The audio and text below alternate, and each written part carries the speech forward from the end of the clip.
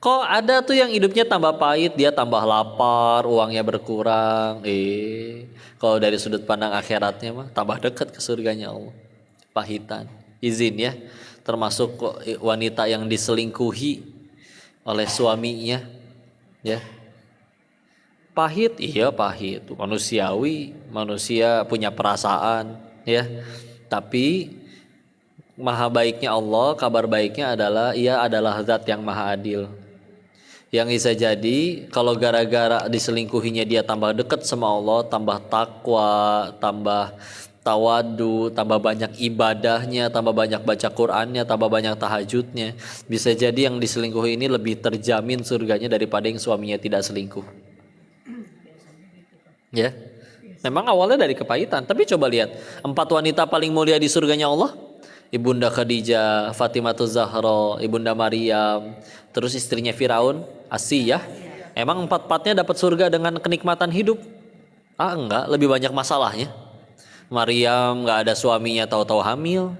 Asiyah suaminya ngadepin Firaun. Ya kan nggak ada yang lebih parah dari Firaun. Kalau ada ibu-ibu berkata, kok suami saya lebih parah dari Firaun? Bohong. Ya, kalau suami lebih parah dari Firaun, nama suami ibu yang ditulis di Al-Quran. Ya, iya dong, karena udah paling parah. Ya, Fatimah Zahra, anak dari wanita paling mulia sepanjang sejarah manusia, anaknya Rasul. Ya, anaknya kades aja bisa belagu, Bu, bisa tengil. Ini anaknya manusia paling mulia, enggak petantang petenteng. Dinikahin pun mas kawinnya baju besi. Mau dipakai kemana baju besi? Ya. Satu, Ibunda Khadijah dari saudagar wanita terkaya sampai habis-habisan. Ya. Tapi akhirnya itu semua kalau jadi surganya Allah, bismillah. Ya. Jadi kalau kita misalnya ngukurnya bahagia itu dari itu semua, kayak tadi diselingkuhin, ya udah, bisa jadi gara-gara itu jadi tambah dekat kepada Allah dan tambah dekat ke surganya Allah. Ya, meskipun yang suaminya nggak selingkuh, nggak usah disuruh selingkuh juga, Bu. Kalau selingkuh dong biar saya dapat, nggak usah ya. Ya syukuri, weh. Ya, iya.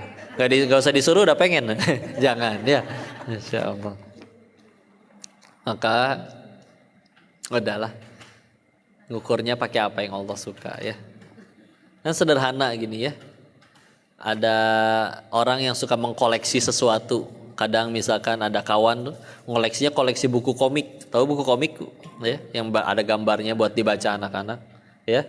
Nah, itu dia demi komik, kalau udah namanya kolektor ya, hobi, harga berapa dijabanin, harus belinya sejauh apapun, pesen tiket ke luar negeri dia jabanin.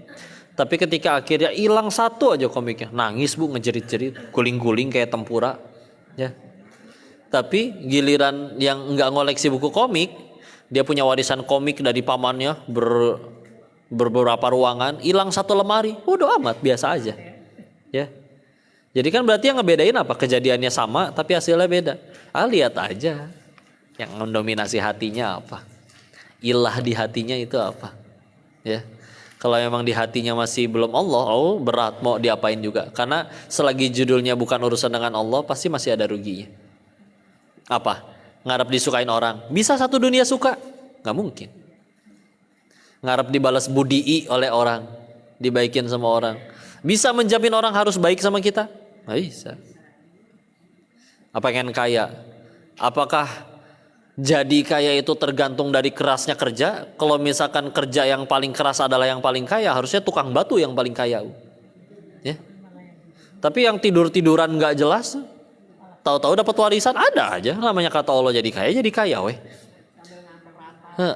Sambil ngantuk rapat katanya. Oh berarti kaya nggak bagus, apalagi kalau kayanya dipakai untuk ketaatan, bangun masjid, ya, berangkatin orang tua haji, jelas kebaikan. Amin, mudah-mudahan tambah kaya semuanya. Tapi yang penting untuk jadi kebaikan, ya. Jadi, nah itu dia apa yang kejar mendominasi hatinya, ya. Karena tidak mungkin semua hal terjadi sesuai keinginan kita. Satu-satunya urusan yang tidak akan merugikan kita ya urusan sama Allah aja. Karena Allah nggak berkebutuhan apa-apa. Satu dunia soleh semua, Allah nggak dapat komisi, gitu. Satu dunia maksiat semua, Allah nggak rugi. Yang rugi siapa? Pelaku kemaksiatannya, ya. Satu dunia kami tidak percaya Allah itu Tuhan. Terus Allahnya resign gitu jadi Tuhan. Mau di demo rame-rame gitu, turunkan Allah dari ketuhanan. Nggak bisa, mau gimana ya. Karena tidak berkebutuhan ya. Terus kita yang butuh tapi tidak mau mendekat kepada sang pemberi kebutuhan, aneh juga ya. Kayak kalau kita perlu duit nih, kudu minjem ke si ibu, dateng, Bu ada keperluan mau minjem duit, tapi kitanya nggak yakin. Sama aja kayak Bu mau minjem duit, tapi kalau ngelihat muka ibu kok saya iba ya, ibu kayak nggak punya duit gitu Bu buat nolongin saya Bu.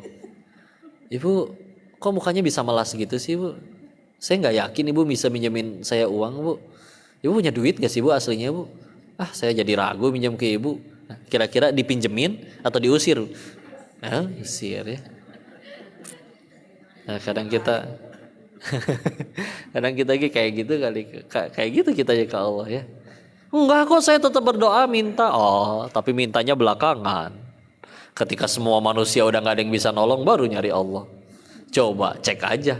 Pasnya ada masalah, siapa dulu yang dicari? Kalau ambil handphone dulu, WA orang-orang penting dulu, ketika mereka semua gak bisa bantu, baru nyari Allah. Yuk jawab jujur. Berarti kita bergantung ke Allah atau bergantung ke mereka? Ya. Kalau aslinya gantung ke Allah, udah gantung ke Allah. Masalahnya selesai gak selesai, yang paling penting dari masalah itu bukan masalahnya selesai, tapi yang lebih penting adalah karena masalah ini saya tambah dekat gak sama Allah.